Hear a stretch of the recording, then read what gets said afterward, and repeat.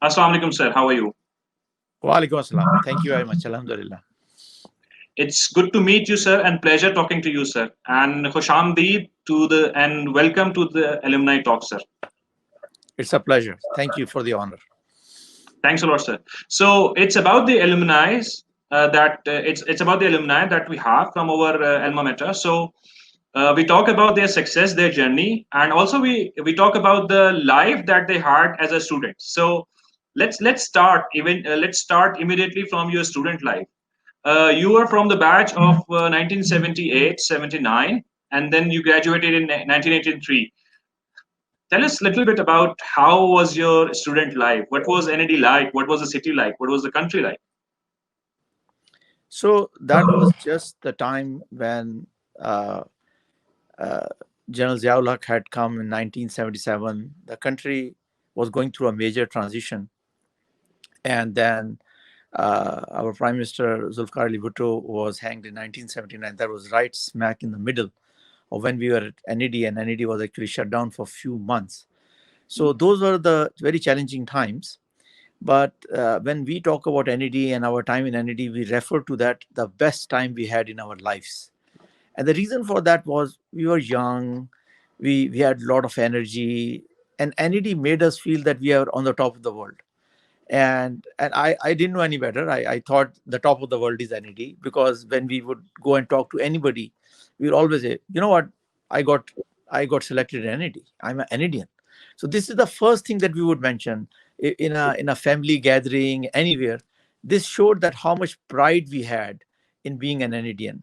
And I've said that in numerous times in my life, that pride that I got becoming an NEDian, that pride has never left me. Today, if I'm in with folks from IIT, I'm folks with MIT, people from Berkeley, I may not highlight many other things in life, but I am very proud and I always highlight that I am an Indian, because I truly feel that they took a boy from Nazmabad, middle class family, not much of a background. All of us were like that, and made us into what we are today. So NED was that big step. NED taught us many of the things that we have used. So yes, we look back in those days, those great days. We worked very hard, and on school improving NED, we played a very active part in improving NED. So those were the great days. I look back at them as the best time of my life. Absolutely, sir. So it looks like that it was quite challenging at that time as well in 1979 to get admission in NED. It was really challenging. Oh yes, I think very few people got into NED, and this is the reason why we felt the pride, because we knew that very few people will get in, and it was very well known that you have to be really right on the top to able to get in. So that, I think, that is the reason why it made it so special, because the percentage that you have to get was very high, and we knew that anybody who makes it has to only come from DJ Adamji, and I was from Delhi. We had like three people, five people came from, but that's it. The list ended there, and I think it was very, very challenging. Absolutely, sir. So tell us what was the life, what was like the life as a student in NED? You got into it, you got the admission. It felt like it was not an easy task. So what was the atmosphere? How was the student life? So I think our student life, NED was just became a university.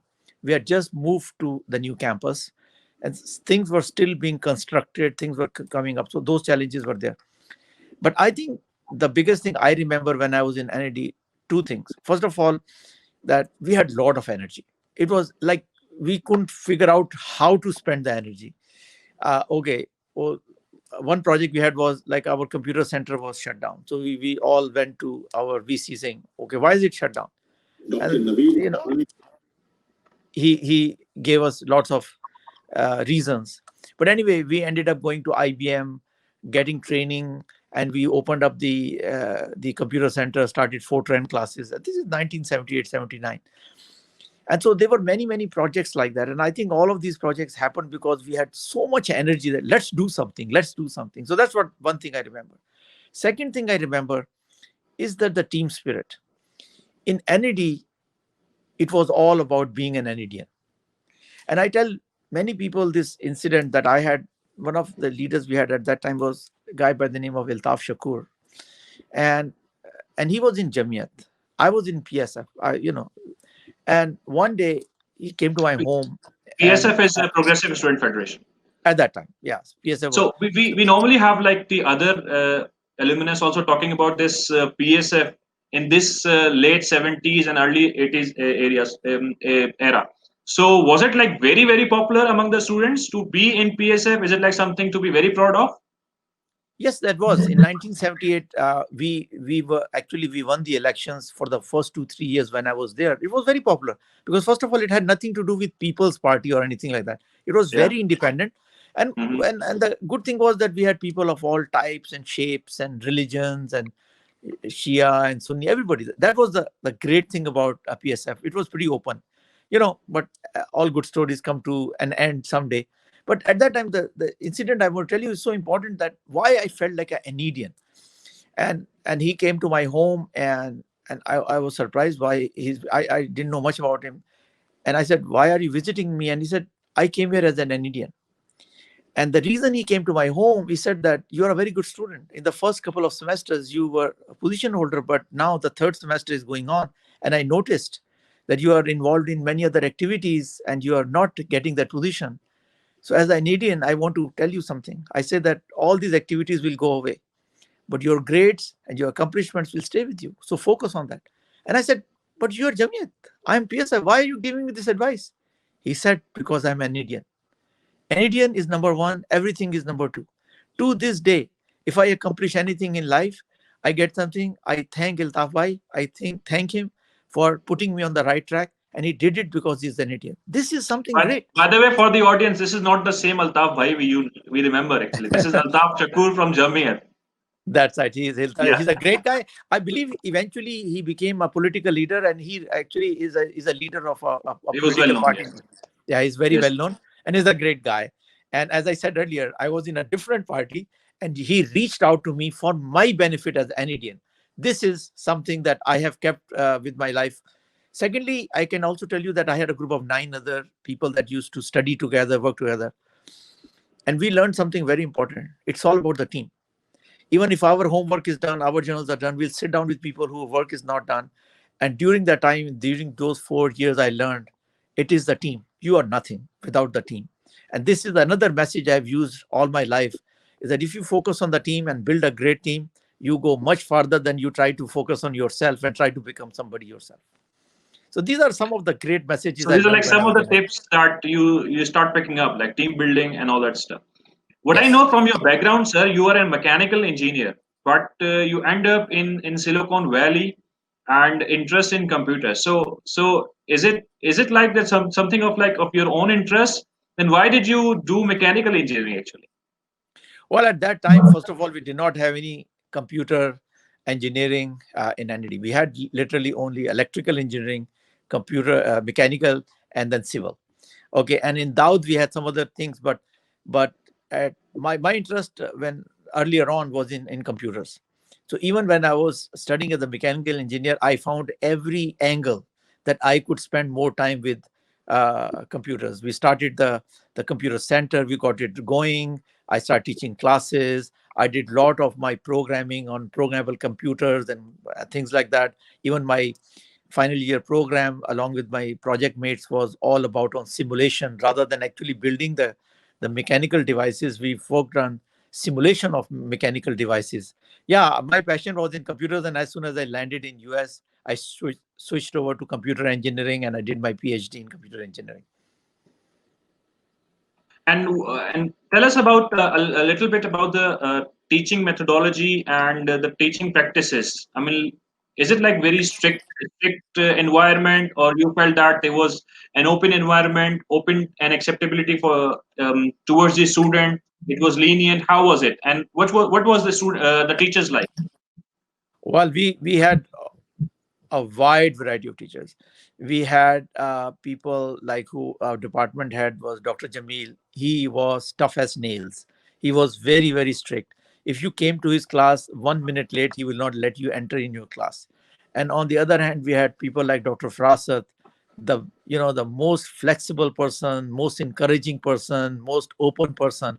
So we had all kinds of teachers. So it all depended on the professor that we had, and there was no uniform standard. So it really, it was not any particular style. Every teacher had their own style, and yeah, we enjoyed some teachers more than the others, but we studied mostly on our own. I mean, in NED, it was not it was the person, a group working together. That's where I think most of the work went into, not as much in the classes. All right, sir. So let's move on and let's see. Let's move on towards your further education in the United States. So when did you really start about or really started thinking about that you have to go and study abroad and then continue your journey in the United States? So tell us a little bit about this one. You went to the States, did your masters, and then eventually did your PhD. When it really started? So it started when NED was shut down because of the execution of Prime Minister Zulfikar Ali Bhutto. And during that time, NED was shut down for 6 months. And I think we were in third year or something like that. I got really frustrated. And just out of the frustration, I went to American consulate. I didn't know anything about it. I didn't even know there is something called TOEFL. I didn't know anything called GRE. At that time, American consulate didn't even have a guard. They didn't even have any wall. You could just go up. It was just an office where it is right now in Karachi, and you can just walk in. I did. I just walked in. I said, I want to go to America and I want to study. They said, do you know what is TOEFL? I said, what is TOEFL? They said, go to British consulate. They will tell you. And they said, then you have to take a GRE. So that's how I got interested. And the reason I got interested in going to Nebraska, there was a Marine officer who was a guard in that American consulate. So when I went there for the first time, it was a lunchtime. So there was nobody there. So I had to wait for half an hour sitting outside. His name was Scott. So I sat down with him and he says, why you want to go to America? I said, I want to study. And he said, okay, where are you going to apply? I said, I don't know. He says, okay, I don't know about where you'll apply, but definitely apply in University of Nebraska at Lincoln. I said, why? He said, well, I'm from Nebraska. It's a great state. You should go to Nebraska. And he told me a lot of things about Nebraska. So I sat down with him in half an hour. So that was the security guard, huh? Yeah, he was a Marine. He was a U.S. Marine. He was stationed there for some duty, and for some reason during lunchtime he was just sitting outside. There was used to be a bench outside. So I was just waiting for the staff to come back after lunch, and he sat down with me. That's how naive we were. We didn't know anything about America back in 1980 when I started thinking about it, because none of people in my batch were thinking about going to America. There was nobody going to America at that time. So as a result, there was no knowledge available. So I figured out something called TOEFL. I figured out something called GRE, took those exams, and then eventually I ended up, among all the universities I applied, because of some other reasons, I ended up in Lincoln, Nebraska. So, sir, you did your PhD and then you also started teaching over there. So, is it that like that you had a chance and then you availed it, or is it like something you wanted to do something in the teaching? So, it was by choice, or you had a chance? No, I love teaching. I have been teaching, doing tuition since I was in grade 8, and I love. Even now, I teach, and all my life I have kept a teaching side, and I loved it when I was young. So when I was doing a PhD, there were two choices: either you become a research assistant or a teaching assistant. I choose teaching assistant because I love teaching, and I did that throughout my PhD. Those 3-4 years, I did the teaching, and right after I finished, then I graduated from Lincoln, Nebraska. I went to a university called Western Michigan University, and that's where I started my teaching career. Okay, so it was like something by your choice, and you really wanted to do and enhance something for the teaching. You did write some books also during the time of your teaching as well, sir.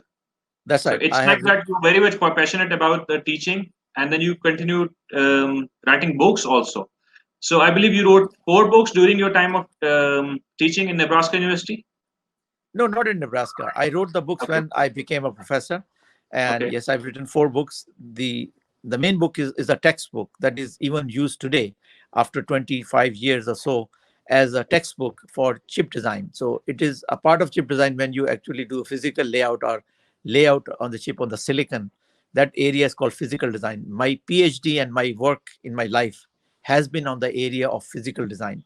So the textbook is still the main textbook that is used in majority of the universities around the world in physical design.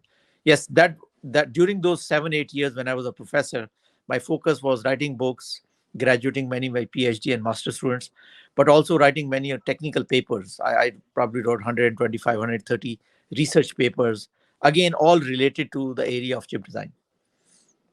So it was only on that time, like from 83 to 93, you wrote this 130 numbers of research papers? No, that was from 1988 to Hmm. 1993. So those Oh, five, so six years. total 5 6 years. All right, sir. Let's move on. I mean, you were you were a student, and then you had a chance. You took your PhD, and then you started teaching as well. But afterwards, you had a shift, and then you started your corporate career. That was in Intel in 1994, sir. So, what was the transition? How did it all worked it out? And you were teaching already in a university, and then you have to switch. So, tell us about this opportunity. How did it came? So yeah, what as part of when I wrote the book became very popular around the world. And because I guess there was no other book at that time in 1989, 90 when I wrote the first version. Secondly, since I was a professor, I was not motivated by money. So I gave this book away freely to all the major universities around the world. So they invited me to give lectures. Among those universities was the University of California, Berkeley. So I used to go there and give lectures on this subject. In one of those lectures, there was a person sitting in the back of my class, and this was all about how to automate chip design, my area of expertise. And this is late 80s, early 90s. So after the the lecture, he came and introduced himself, and he said, "My name is Andy Grove." I said, "Okay." And then he told me that I'm CEO of Intel. I said, "Oh, that Andy Grove." And then he said, "Well, I'm quite, listening to you. I really think this is a kind of approach that Intel should invest into." So he invited me to become a consulting professor at Intel.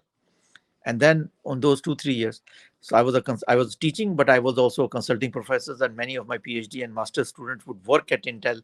So it was very good for us because we started getting very practical experience. So after 2 years, they said that what work you're doing, we really like very much. We would like you to start doing it full time.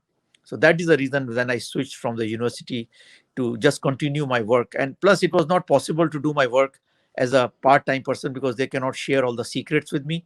So it was necessary for me to become full-time at Intel because I wanted to know deep about all the technologies that are being developed at Intel. So that's why in 1994 I became full-time at Intel and stopped being a professor. And that started my whole 9-10 year journey at Intel. Okay, sir. So you are better known for a businessman, for an entrepreneur, and it's so. Let's start talking about these experiences that you had. When did it really started? When you really feel that you are more of a business guy than a teacher, or then a corporate guy whatsoever, because you are well known because of your businesses rather than your Correct. other stuff. So let's start with the journey. When do you really feel that you are a businessman or you can do something in terms of entrepreneurship?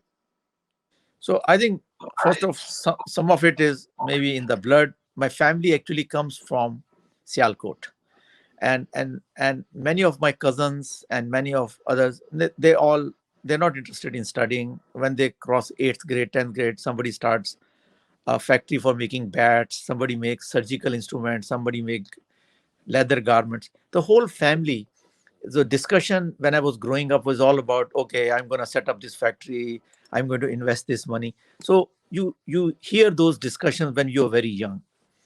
So my first real experience was then when I started in NED. I noticed a situation that people who get into NED are the top 280, 300 people. But I wondered what is the difference between the people who are in the top 300, but the guy who was a 301st or 302nd on the list. What is the difference? Not much difference. He's off by 1 or 2 points and he cannot make it to NED. So I thought there's an opportunity that we can start some kind of a center teaching people how to take inter-exam better, learn how to take these. And because if we can take champions and just improve them a little bit, then maybe they can get admission in NED. So we started, me and some of my other friends at NED, we started something called the coaching center. And the coaching center's purpose was to take the people who are in first year and second year inter and then start teaching them what is the techniques we used. And because we were in NED, parents were easy to believe, wow, he got into NED, so he must know something about to get into NED.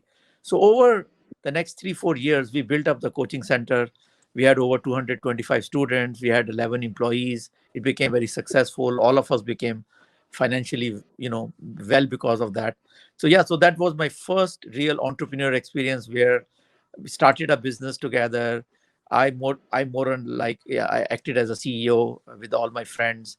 And so we made a lot of money, learned how to manage money, learned how to manage employees, customer service, so all those things at a small scale, but yet very significant because I was able to end up buying a car. Many of other people bought motorcycles. We funded our vacations. So it was quite successful. So we tasted the benefit of being entrepreneur while we were in NED. And that was the first venture. So you were able to study as well, and then you were running the coaching center also. All of us did that. See, when we grew up, sir, we have seen many of these coaching centers around every corner of every street of Karachi. So back then in 1979, 1980, it was like this also, that you have this coaching center concept around the city, or you didn't see much at that time? No, the word coaching center was invented by us. And Okay, before that, you were the pioneers of these coaching centers and stuff. And they're different because before us, they were tuition centers. And so difference between a coaching center and tuition center is, in tuition center, they are duplicating the classes that you already take. It is trying to help. We are not trying to do that. We are taking people who are already pretty good and we're teaching them skills to become better. And the reason we called it coaching center is because at that time, all of us used to go play squash at the National Coaching Center in National Stadium, opposite National Stadium. There was a squash complex. PIA built it, and it used to be called the National Coaching Center. So we could not agree on a name, and we got frustrated and said, oh, you know what, we're just going to call it a coaching center. And we could even come up with a name, so we called the Coaching Center. And that became the first coaching center. And I guess other people liked the name because tuition center was not a good name. So I think over time, many other people copied our name and they became coaching center. But in 1978, we were the coaching center and the first coaching center. Alright, sir. So afterwards, I mean, like this was during time of NED when you were a student, and then you moved to USA. So what was your next company or next startup? So the next company was when I became a professor. I met a very interesting guy. He was an instructor in our university, but he used to work in Motorola. And so I told him my passion is that I want to do something for poor countries because chip design is done always in rich countries. And he said, what would it take to do that? I said, if you can make some software for chip design, but make it available at very low cost, not in millions of dollars, but $500, $1,000. He said, but how can we get that software? I said, me and my students can actually build that software. So he and him together, Bob Harden and me, started some company called Cascade Software Technology Incorporated, CSTI. And that is the company. The goal was to build chip design software, but make it very, very low cost. And we did that. Actually, over the next 2 years, me and my students, we built it. And that's how. And eventually we sold that company to AT&T because AT&T was interested in that software and they used it for many years. But I ended up starting my coming back to Pakistan because I thought in order to build this company, I need to start a design center. In 1992, 93, there was no design centers in the world yet. So I thought maybe rather than using an expensive people in US, I can come to Pakistan and get people there. So that's how I came back to Karachi, Lahore, And I started looking at, can I hire people here in Pakistan to start doing the development of CSTI in Pakistan. Eventually, it didn't happen. The reason is because I needed PhDs in electrical engineering and computer science. There were not many PhDs in computer science and electrical engineering in 1992-93 in Pakistan. So I ended up meeting my wife, actually, incidentally, during this exercise. We got married. She was an investment banker. And she said that, I think you should really start this center in India. And eventually, we ended up starting in 1997 for a different company, Intel Microelectronics. We started the design center in India. So, but CSTI was my second venture, and we ended up selling it to AT&T. Okay, and then you just mentioned microelectronics. Just let's put some thoughts and light on this company as well, because I believe this was your next venture. Yes. So when I was at Intel, since I got hired by the CEO to do automation of design at Intel, so I was actually finished with that after 6 years. So basically, I told him that, look, I'm going to leave now because with some of my students, we have this idea of building a chip design company. So he says, why you want to do that? We'll give you money. You start it. I said, but I cannot do that inside of Intel, and because Intel has a different culture, it doesn't have a startup culture. He says, we'll give you money. You can do it outside of Intel. But I said, well, maybe it will be beneficial for us to have a name of Intel because that will give us the brand. So we got the name, we got $15 million, and we started Intel Microelectronics. And the purpose of Intel Microelectronics is to use the technology we developed at Intel of chip design in the last 6 years, apply that to other companies' chips, and then bring this methodology of designing chips using very highly automated methods, which is what my textbook was talking about. So use that methodology and start doing chips. And we ran that company for 3 years. And then we spun that company outside of Intel, raised $45 million, and we started. So Open Silicon was a company that we got started in 2003. And then we sold that company in 2008, 2009 for $252 million. So then Open Silicon became my fourth venture. Sir. You did had some business in China also, sir? Yeah, so during Open Silicon, I got an idea that for China, we should build a different company. And we built a company called Bright Semiconductor. And Bright Semiconductor eventually, became sort of a copy of Open Silicon, but for China. And then eventually we sold that company to SMIC as well. So yeah, that was also a very good, successful venture. But why China, sir? Did you see the prospect that China will be leading the world afterwards? You started this in the 2000s, right, sir? Yes. So this company was started in 2000. Yeah, Bright Semiconductor was started in 2008. And so we could already see that China is rising. And the other issue was that China had needs which are different than US. So that you can only meet by actually starting something in China. So that's why we started Bright Semiconductor. But how you were able to get resources in China, because you were there in the United States for long. You had the company build up there. So was it like easy step for you? I mean, like just going to China and open up the company. How you were able to get the resources and the people to have a setup in which can really run for the long term. So yeah, so I have a bit of an advantage because when I was a professor in late 80s and early 90s, many of my students I had many students who went back to China. So that's one. Secondly, in 1980s, when my book became popular, many Chinese universities invited me, 30 of them, to give lectures on chip design.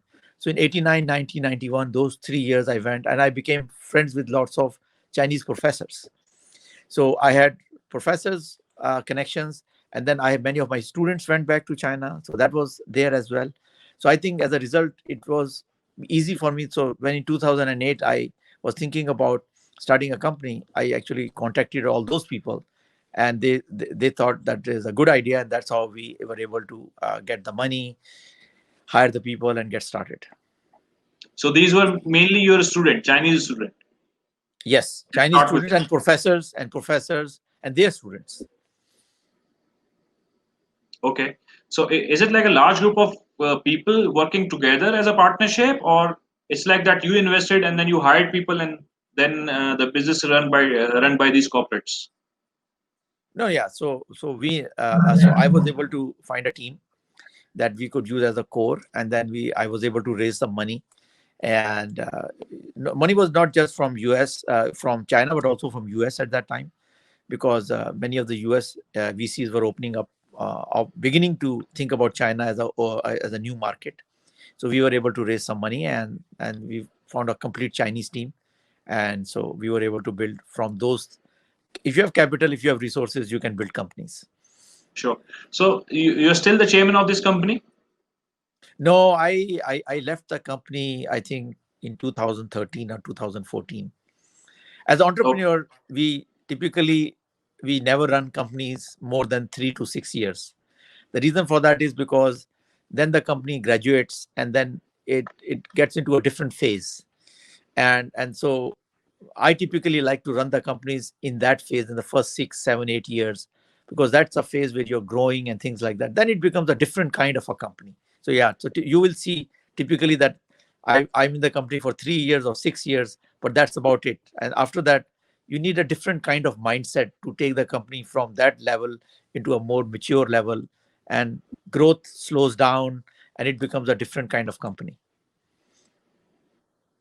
All right, sir. Let's talk about your current venture, sir. Do you have a new technology that you're working with? Let's start with all these current ventures. You're chairman of SiFive, you're chairman of Star5 and Leaf5. Yeah, So, which is working on RISC-V. that's right. So, yeah. So Tell this is us a about little bit about the technology itself, and then let's talk about the current ventures. How you are managing all these companies all together. So yeah, so these I started on this venture about 3.5 years ago. This is based on a technology called RISC-V. RISC stands for Reduced Instruction Set Computer. So this is a methodology of designing chips in which you have very few instructions. So if you compare that with Intel has probably 4,500 instructions that you use to write a program. And so the Intel chip must be able to decode and understand all these 4,500 instructions, approximately speaking. RISC architecture is exactly opposite. The idea is have very few instructions, and they're very simple, but you can do complex things by using many small instructions in some kind of a combination. So this is called reduced instruction set computer. So 5 means it is the 5th generation of RISC. At Berkeley, they have had 4 generations. So in 2010, they started working on RISC-V, the 5th generation RISC processor. So in 2015, the company was started. And so we have made tremendous progress. So what we have done in the last 3-4 years, I think we have raised close to $400 million for this company. The company has now become actually a collection of 6 companies. 4 are in China, 1 is in Korea, 1 is in US. And now we have CEOs of all those companies. And I'm a chairman of all these companies. And my role is to create collaboration between the companies and cooperation, and make sure that we are creating business for each other. And the purpose of this technology is to create a method in which people can design chips without having to pay a royalty to a single company. So we are not dependent on Intel or the other technologies, ARM, which mostly So it's an goes open into. source technology. It is an open source technology, and so it doesn't belong to a country, it doesn't belong to a nation, it doesn't belong to a company. So as a result, it's available to everybody, anybody, and many people around the world have already started designing processors. We have students in Pakistan who are developing processors based on RISC-V. We have many universities teaching it. We have people in Turkey, in China, in Iran, in Saudi Arabia, many countries in Africa, all over the world. There are many.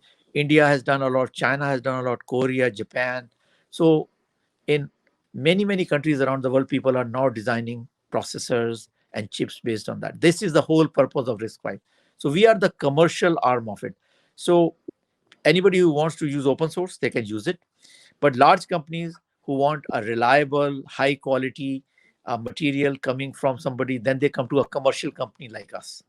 So all the original inventors of RISC-V are in our company, and all the large major players are in one of our companies. So as a result, we are the number one player in RISC-V technology, but it is open source. So you can develop it on your own, but if you want to help and you need the collaboration of somebody, then you can come to us and we can provide you the technology as well. All right, sir. What I have seen a pattern of your work is that you are more focused on becoming a chairman rather becoming an executive, or to have like a supreme authority for for a company and just keep running it for like longer periods, 10 years, 15 years, or whatsoever. So tell us about uh, this thought process. I mean, like, you feel it's easier to sit back and just let the other people take care of it, or you feel that in that way you have more time to do many things? Because I see that you are involved in many companies. Like you mentioned that there are like 8 companies altogether that you are now chairman of as an overall group. So tell the audience, whoever is listening, and we will be listening afterwards as well. Uh, why you feel that this method is working for you, and how you're able to to to to to manage all these companies becoming a chairman. So first of all, when you are a chairman, you do not manage the company. The companies are Yes. managed by the CEOs. The purpose, I think, is that if you can find good CEOs, it is a blessing. It is amazing if you can find a good CEO. Finding good CEO is a very hard thing to do. But if you find a good CEO, there's nothing like it. You should leave that person alone to run the company, because that person can make a big difference. So my thought process is that starting the company is hard, raising the money is hard. So I typically do that purpose. But running the company is a different thing. Running the company day to day is a different skill, and it requires a different passion and energy. And if you can find, it is very difficult to find people who can raise money. It's difficult to find people who can start companies from scratch. Nothing. You go into an empty room, you have an idea, and you have three people who sit down together and you start. This is something that people find very hard to do. Same thing, going to VCs, raising 20, 30, 50, $100 million, very hard to do. But I think once you cross those threshold, the company is 2, 3 years old, finding people who can take that company and make that into a bigger company, the pool is much bigger. The number of people who have that experience, because you can get that experience in a larger company. So the pool is bigger. So if I can use my time and talent to create the company and hand it off to other people, yet I still have the benefit of because I'm the owner, I'm a partial owner of the company, nothing like that. So for me, the beneficial part is it's starting the company, is getting the money raised and things like that. And after that, finding highly capable people who have passion for growing the company, then I still have the benefit, because if the company exits and sold, I still have my percentage, and yet I'm not physically working there day to day. So this is what I think. So I'm trying to use my talent and experience to do what I think is most useful, and then trying to find good people who can pick up these companies and then run with it. So, sir, maybe how many companies you are currently shareholder of? I am shareholder of 7 companies. Seven Actually, companies. 8 companies, sorry. 8 companies. Yeah. So, my next question would be, I mean, like, how difficult is it to get these kind of person? I mean, like, you have a baby company and then you want to have a babysitter of it. So, It's not I it's mean, like, not a is it baby. what technique do you use to hire good resources? Because that So need a lot of experience. yeah, I think first of all, what helps is having a huge network.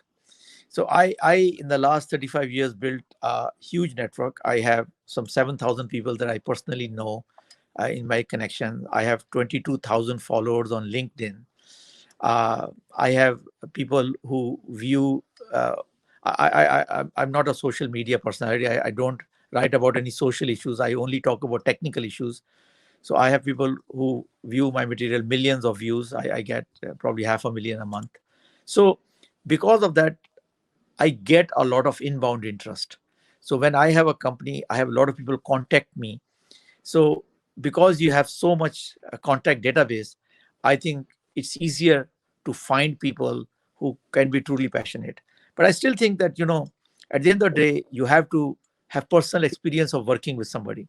You cannot hire CEOs by interviewing them and things like that. That almost never works. So you have to have a situation where somebody has worked with you in some capacity or the other, and then you know them personally, and then, or maybe you hire them as a vice president in your company and you grow them and things like that. But one way or the other, it at the end of the day, you have to use your database, trust your network, and then have personal experience with people. But it's a very hard thing to do. You're right. Hiring a good team, hiring good leaders is probably the hardest thing to do. Much harder than starting companies, much harder than raising money. So, sir, I mean, like, if I ask you now, I mean, like, if you have to seek three qualities of a guy you want to hire in your next company, let's say, so what it could be, sir? Three qualities you want to see in that guy. I think number one quality that I seek in anybody is hard work. I believe success is 95% hard work and only 5% everything else.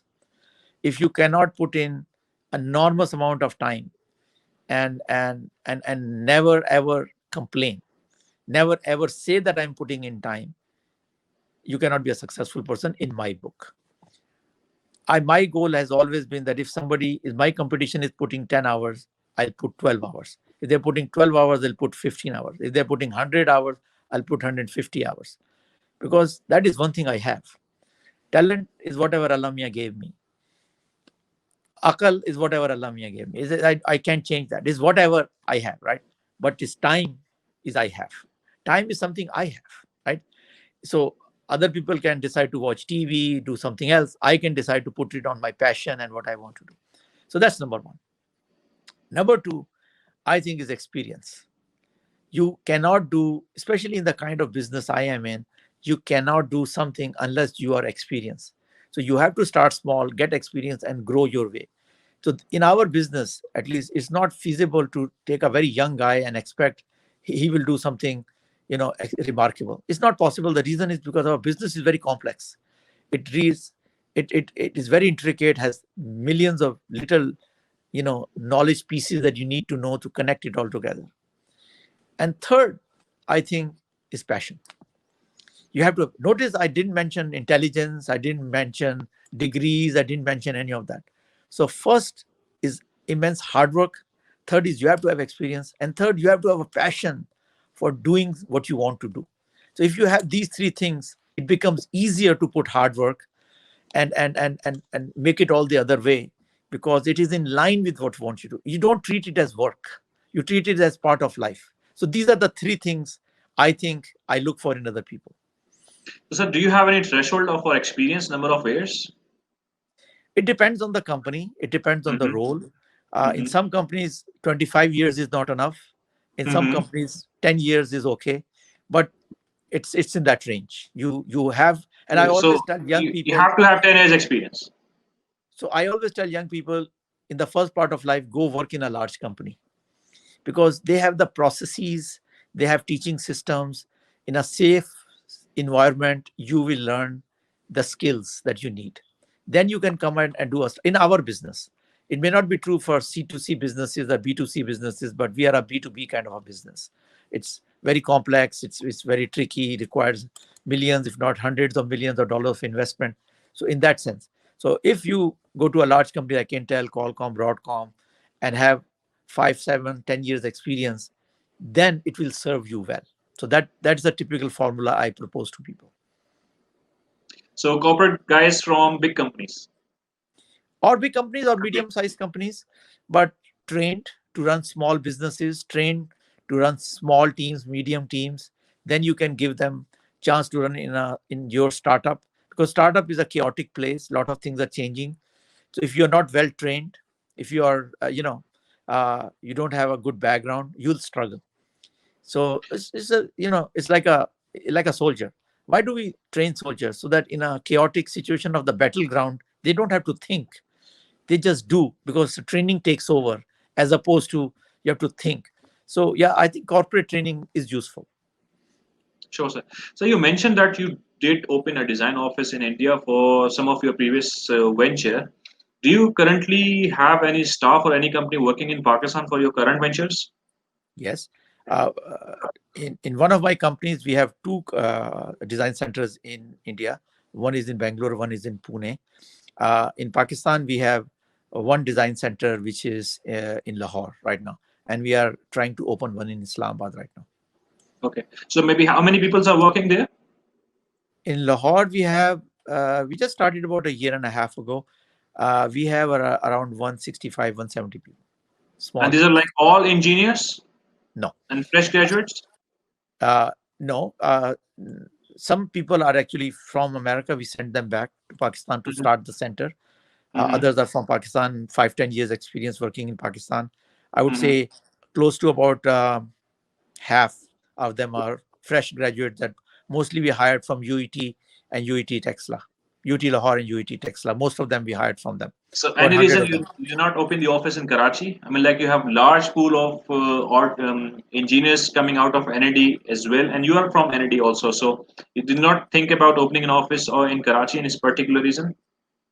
Yeah, so I think it has a lot to do with the support we were getting from the government and help. So we started in Lahore mainly because at that time, 3 years ago, when we were thinking of starting it, we went to the Karachi government, Sindh government, we went to Lahore,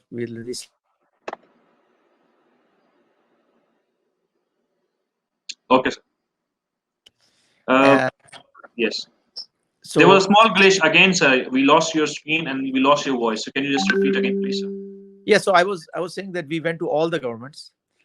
We went to Khyber Pakhtunkhwa, Punjab, central government, Islamabad, Karachi, and Sindh government. To be very honest, Punjab government gave us the most, support. Open door, and they basically said, "What do you want? How can we start?" I mean, that mattered when we were beginning at that time, and so and Sindh government actually and Karachi government was very chaotic. Balochistan, we couldn't find a government. I mean, I don't know what's going on there. But Khyber Pakhtunkhwa was number 2. So if I have to rank at that time, this is 3 years ago. 3 years ago, if I have to rank in terms of ease of business, I would say Lahore number 1, Khyber Pakhtunkhwa number 2, and then Islamabad number 3, central government, and Karachi number 4, and Balochistan number 5. So that's why we started in Lahore. We had no other reason other than where would be the least, as a startup entrepreneur, you always look place where you can start which has the least resistance. So that's the easiest thing to do. That's why we did that. All right, sir. So let's move on, sir. You have also a popular forum, Invest in Pakistan, that you are currently working with in USA. Tell us a little bit about it. Yeah, so the idea is that, sitting in US, what are the kind of things you can do? So basically, it's two things. We think we should somehow promote employment in Pakistan, high quality employment in Pakistan. I think that's number one problem that we should do, and we can do that by starting companies in Pakistan, design centers and things like that. And the second thing is that we must encourage other people to invest in Pakistan. And so with that in mind, with the help of Pakistan government and other institutions, we started a conference last October. First conference was done then. And the idea is very simple. Bring entrepreneurs from Pakistan, people who have been successful in starting something in Pakistan, and then show it to the audience in US that, okay, look at this guy. He went to Pakistan, he started, now his business is doing well. And then you can interact with that person. What did you do? How do you set up? Why are you successful? So we think that this will allow people to see the Pakistan in a different view. And that view is, okay, there are successful companies in Pakistan. And why did they become successful? Maybe I can also go start a company in Pakistan and make it successful. Or I can start a design center of my company if they work for Intel, AMD, Qualcomm, Broadcom, some large company. They should be encouraged to start. There is talent pool out there. It's cost effective. They are hardworking, passionate people. They're over. So that is the purpose of to encourage this trend. And we did the second conference in March. And then we plan to do the next one as soon as the COVID is over. The idea is every 6 months we want to have this conference, bring people from Pakistan, showcase them, and then introduce them to VCs, venture capitalists here. And in that way, start getting investment from at least from US back into Pakistan. So you think, sir, we are going in a good direction, considering that you have also backing from the government for this forum? Yes, we do. I think Pakistan, remain a challenging country. We have lots of challenges, but as people, I think the only thing we can do is to move forward, work hard, and believe that work hard will eventually pay. And I'm always positive. I mean, as an entrepreneur, my job is to be positive. So I see positive signs in Pakistan. I see government helping. I see individuals helping. But most importantly, I see youth of Pakistan. They basically care about nothing. They don't look for any help. They have decided nobody can help them. They'll just do it on their own. And that is the biggest hope I have. And I think I've seen thousands of startups in Pakistan. Even 90% of them shut down and don't go anywhere. The 10% that would be successful will be the beacon of hope for other startups. When you see Airlift by Kia, many other, Kareem, many others very successful in Pakistan, doing very well actually, people start getting hope that okay, maybe my startup can do something as well. So yeah, so I see things going in a positive way. I'm not a political person, so I cannot comment on the political situation in Pakistan. I don't know much about it, neither do I have any interest in politics. Even in US, I have no interest in politics, so I cannot comment on that. But I think on the front of startups, economy, and things like that, I certainly see positive signs. All right, sir. So let's move on to the last topics, and afterwards, audience who are watching, you can start commenting your questions. I already see some of the questions. So after this topic, we'll take live questions from the audience. So please, if you have any question, start writing it now. Let's move on, sir. You were awarded by the government of Pakistan last year. Yes, I'm very fortunate. Let us see a small video of it, and then let's talk about it. NED Scholarship Endowment Fund. In recognition of his invaluable services for the people of Pakistan, the President of the Islamic Republic of Pakistan has been pleased to confer upon Mr. Naveed Sherwani the award of Sitara-i-Quaid-i-Azam.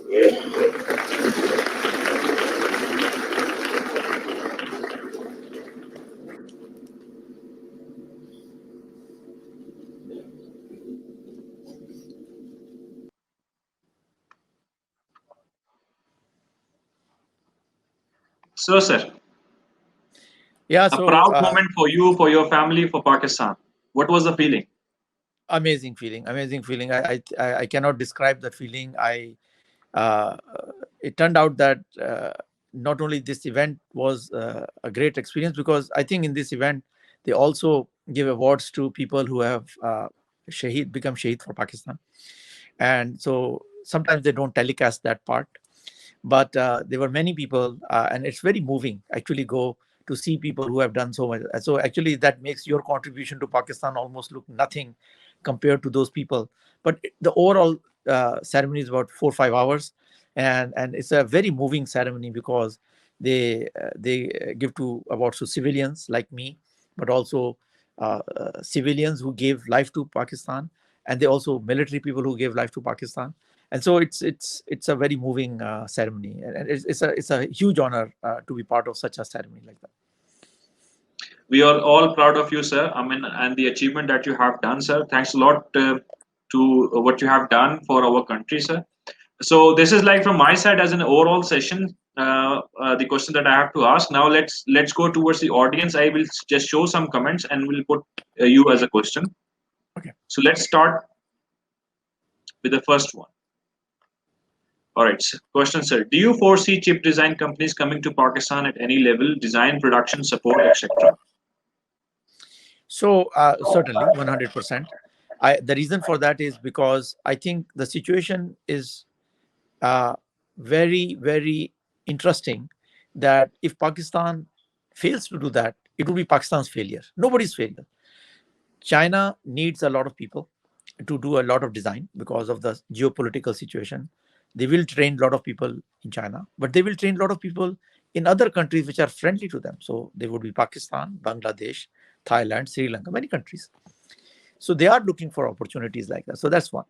Secondly, when we started in India, long time ago, it's based on good education institutions and doing small tasks first. We can do the same thing in Pakistan. So there's no reason why we cannot do that. This is for on the design side. I don't foresee that chip production will come to Pakistan, just like chip production has not come to India. The reason for that is because chip production, first of all, is very expensive. Factories need anywhere between $4 to $8 billion to set up.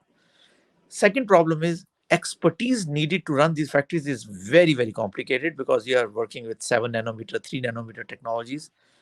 4, ecosystem. In running a chip design factory, you need another 10 factories around it, which make chemicals and wafers and equipment and things like that. So it's not one factory, it's 11 factories.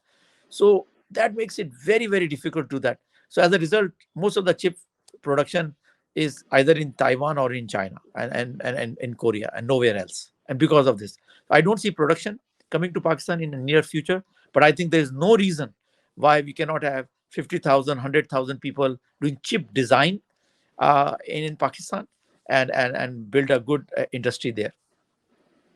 Sure. Little bit related. Let's see. Next question. Can we make the RISC architecture in Pakistan? How do you propose that we as Pakistan can become independent in microcontrollers technology? Well, that is already happening.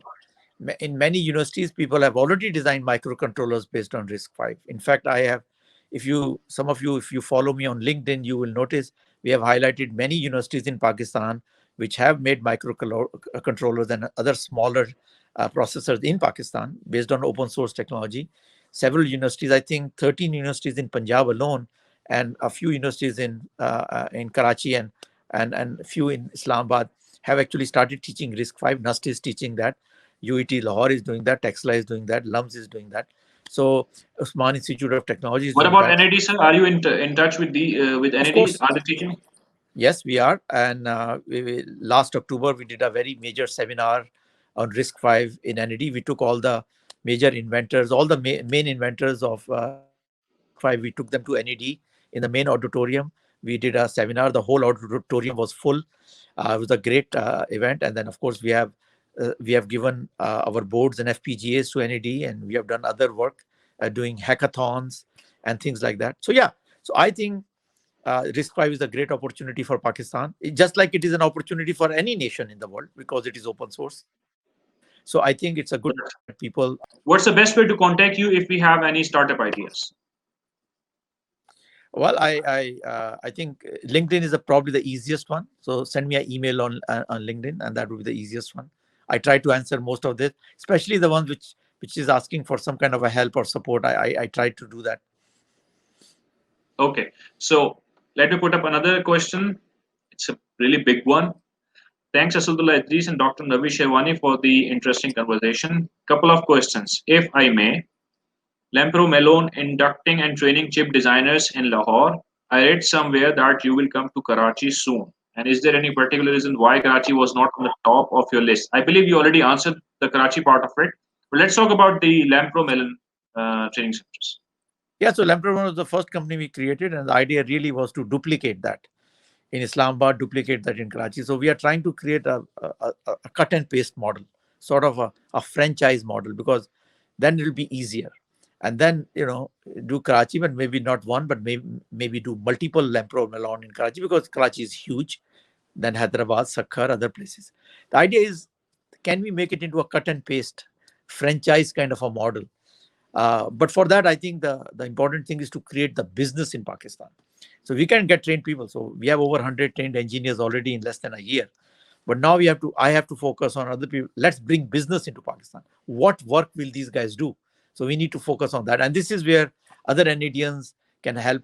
If they work in a large company, they should ask the question is that now we have some trained people. They are good people. They came out of the universities. They got additional project planning training, time management training, a lot of other trainings. The question is, can we help people set up some design centers in Pakistan? Okay. Now, next question is a continued version from the same person, Syed Shahir. Your views on Sir Ragib Hussain opinion. On the very same forum, that chip designing in Pakistan will take longer to establish and mature as compared to, say, our AI software design center, and hence something he did not feel like investing. I'm paraphrasing, of course. What makes you more optimistic when it comes to chip designing in Pakistan? No, I think Raghib is right. I think software would be easier to do, and there's no doubt about that. And but we are already doing that. I mean, in software, Pakistan doing this. It would be good to do more of software. I would totally agree with Raghib. But the point is that software is not my area of expertise, right? So I typically stick to my area of expertise where I can help. Let's say if I say that, okay, we should make missiles in Pakistan or tanks in Pakistan, I cannot do anything about it because I know nothing about missiles and tanks. But if I can do something on chip design, then I can, that's my expertise. So I try to stay in my area of expertise. And I think while software can be done in a shorter time, I agree, and we are already doing that. I think chip design can also be done as long as we again stick to software part of chip design, which is design, not production, not manufacturing. All right. Next one, sir. Does the companies outsource chip manufacturing to any other country like India or China, or it's a trade secret and they can only produce in USA? No, they outsource heavily, and outsourcing is right now done to East European countries. India, Vietnam is pretty big in that. And in China has done a lot of it as well. So everybody starts with outsourcing first because it gets you the free training and get your people up, and then you can start doing some of your own work after that. So it's very natural. And in US the headcount is very expensive, and not everything about chip design is secret anyway. I mean, the core algorithms you don't have to expose. The back-end work that you can do, that's not very secret. All right, sir. Let's take a last question and then we'll move towards the closing. What's the best way to get hardware design and prototyping business in Pakistan? Because the general focus had been software. Yeah, I think the best thing to me, it looks like, is we should follow the same model that how we did that in India and Vietnam and China, is that some people who are from that country have to take the initiative because they know how to hire people. They know the connections back then. So they will have to take the first step and saying, okay, let me see. I need a team of 30, 50, 100 people. Can I situate them in Pakistan and start there? I think that has to be the first logical step. This is what happened in India.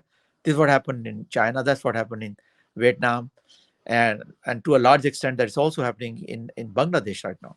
So I think we have to follow almost the same procedure here. All right, sir. So that's pretty much it, sir. I mean, it's good to have you with us. But before just we move towards the closing, I generally ask this question to the guest.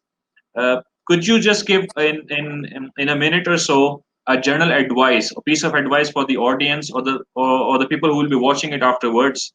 What would be your general advice be for the audience who are watching actually and who will be watching this session?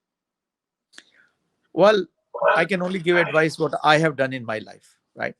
So what I have done in my life is to believe that hard work is the most important thing in life.